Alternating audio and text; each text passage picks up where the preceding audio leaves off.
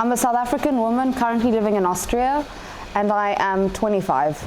I'm 24, I'm from Croatia. I'm coming from a little town, city called Zabok in the north of Croatia. So I'm Gabriela, I'm 25 years old and I'm from Greece. So I'm Isa, I'm 28 years old, I'm from Romania, and I'm an actress, a director and a producer.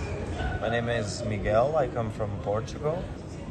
I am 26 years old, I studied acting and I work with communities. I'm 28, originally from Kazakhstan, but I live in Austria. I studied in Athens for 4 years, and catcalling is something that happens a lot in Greece. One of those times I was walking to my house. Late at night there was a car that stopped and talked to me, a guy. Very central area though, so I got a little bit afraid, but I didn't give too much attention. I kept walking. But then he just turned around the car and came back for me again. He stopped the car in the middle of the street and started walking behind me. That made me so anxious and afraid. It's the thing that I remember throughout my years of the university. And after that, I kept, every time I went out, looking behind me if there's anyone behind me, and I had all my keys separated on my hands, so just in case I would be very fast to open the door at my house. Actually happened 1 or 2 times again, but that was the one time that got me more afraid. And I was waiting at the bus stop, and this man was like staring at me the whole time, and it was just me, him, and another person. Like maybe he's going somewhere else, and he got off the same bus stop as me. And then I thought, oh shit, like he's behind me and I have to get home. He followed me, and then I went on the other side and he followed me again. And then I went on the other side and he followed me again. And then I started to panic. And I thought, okay, I looked at my phone and I was on 1%. Luckily, there was one of the e-scooters on the road, and I was able to access my phone and get an e-scooter and go home. But as soon as I got on, he started shouting behind. I didn't even know what he was saying, but I was really like so shaken after that. And I understood that like these problems happen everywhere. It's not because one society is deemed like more equal than the other. These problems happen everywhere. And it felt like I had an awful experience of that. Yes. If I was born male, my mother would support me in playing instrument, the tube. Because when I said when I was little that I want to play this instrument, she said, no, because you're a female. Growing up, my family was fostering 2 children, so a girl and a boy, for around 7 years. I have a sister. Like we always had to stay inside and clean the house, and my younger brother got to go play outside and see his friends. And for example, if I was sick and I wanted to stay home, I still had to clean the house, for example. So, whereas when my brother was sick, he didn't have to do that. Usually I felt privileged because I was a woman, not discriminated.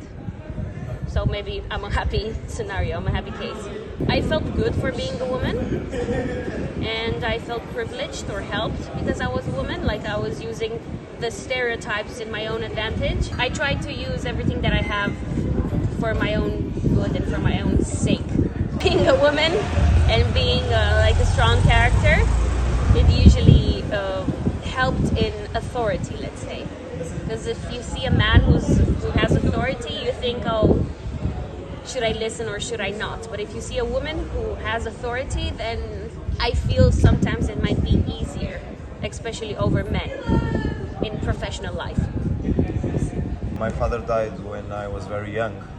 Everyone told me that I had to be the man of the house and I had to take care of my mother. Both me and my mother, we relied a lot on each other. It's not much as helping, but I was her emotional support as she was my emotional support. Especially, I think, in the workplace. I've been working in corporate around 5 years. Yeah, I've received some inappropriate attention from males, and sometimes from, like not sometimes actually, most of the time from the people, the senior management. I'm 100% sure that none of my men colleagues ever faced this.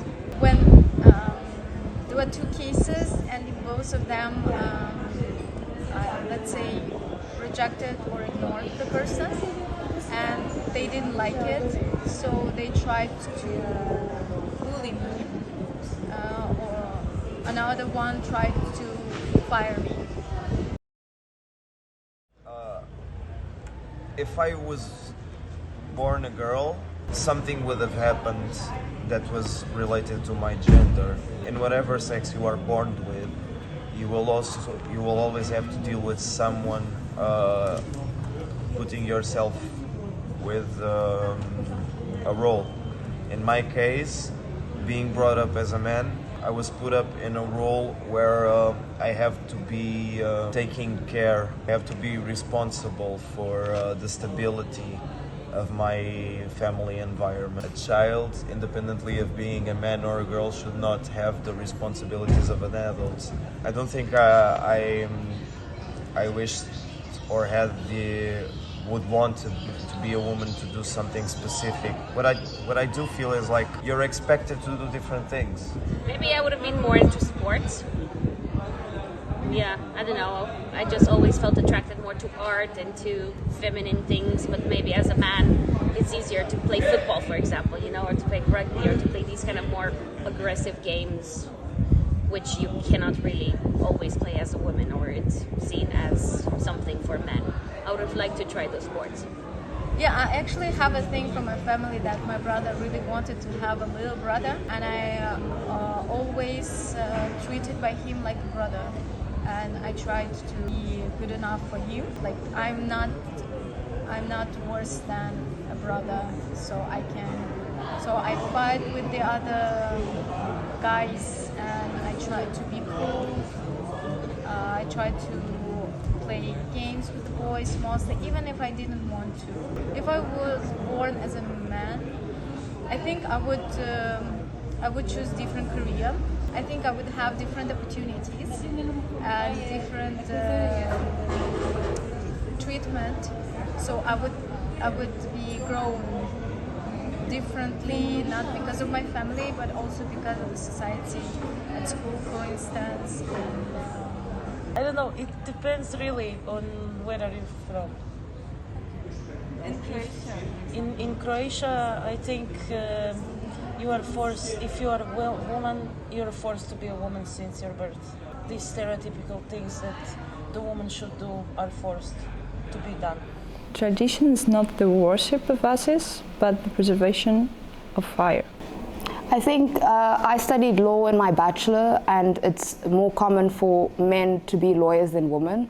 The men in our class felt that they were being discriminated against or whatever because of their gender. It was like a massive thing, like they were getting the dean involved in this kind of thing, whereas when the women were experiencing discrimination, for example, if a professor was suggesting sexual favors, it was normal.